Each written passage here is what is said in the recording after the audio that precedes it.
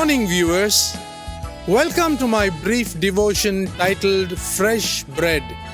And I do hope that it makes an impact in your life as you begin a new day in Christ. We, as human beings, often neglect God's word and cling on to human traditions. Immersed in celebrating pagan festivals, we rarely care about the feasts of the Lord, which were commanded by God Himself. Amazingly, these feasts take place in the womb of a woman in the exact months stipulated by God. These feasts were given to Moses by Yahweh, and this correlation shows how God guides us from the womb to the tomb. It was Zola Levitt, a Jew, who discovered this amazing connection while listening to a gynecologist and observing pictures shown during the discussions. The feast of the Passover, Leviticus chapter 23, verse 5. On the 14th day of the first month, the egg appears in the womb during ovulation. The egg must be fertilized within 12 to 24 hours or it will pass on.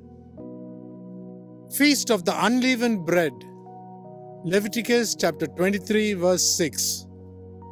This corresponds to the fertilized egg dying to itself like the seed that falls to the ground to bring forth a new harvest, symbolizing new life. Third, the Feast of the First Fruits. Within 6 to 10 days, the fertilized egg attaches itself to the wall of the womb and begins to grow. This aligns with the Feast of First Fruits, celebrating the first harvest and resurrection life.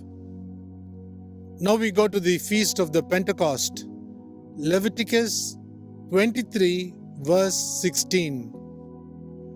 Around the 50th day, approximately 7 weeks, the baby's heartbeat is well established and major systems like the nervous system and blood circulation are functioning well. Now this corresponds to the Feast of the Pentecost, celebrating life in the Spirit. Now we go to the fifth feast, the Feast of the Trumpets, Leviticus 23:23. In the 7th month, around 28 weeks, the baby's hearing develops and it can now hear sounds from outside the womb. This aligns with the Feast of the Trumpets, symbolized by the sound of the trumpet calling people together. Now coming to the feast number 6, the Day of Atonement, Leviticus chapter 23 verse 27. It can symbolize the preparation for birth and the eventual independence of the baby's circulation after delivery.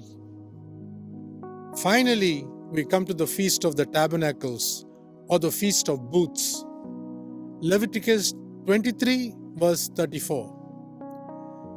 By the 15th day of the 7th month, around 32 to 34 weeks, the baby's lungs are developed rapidly and sufficient lung surfactant is present.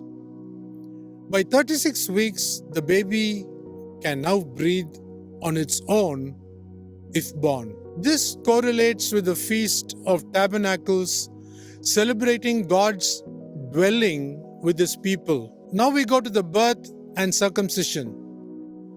Birth typically occurs on the 10th day of the 9th month, and Jewish tradition prescribes circumcision on the 8th day after birth. This matches the 8-day period of Hanukkah. Medically, the timing ensures sufficient blood clotting factors. This remarkable correlation highlights the precision of God's design and how He guides every human being from conception to birth. Truly, as the psalmist says, I will praise Thee, for I am fearfully and wonderfully made. Marvelous are Thy works, and that my soul knoweth right well. Psalm 139, verse 14. Think about this devotion. God bless you.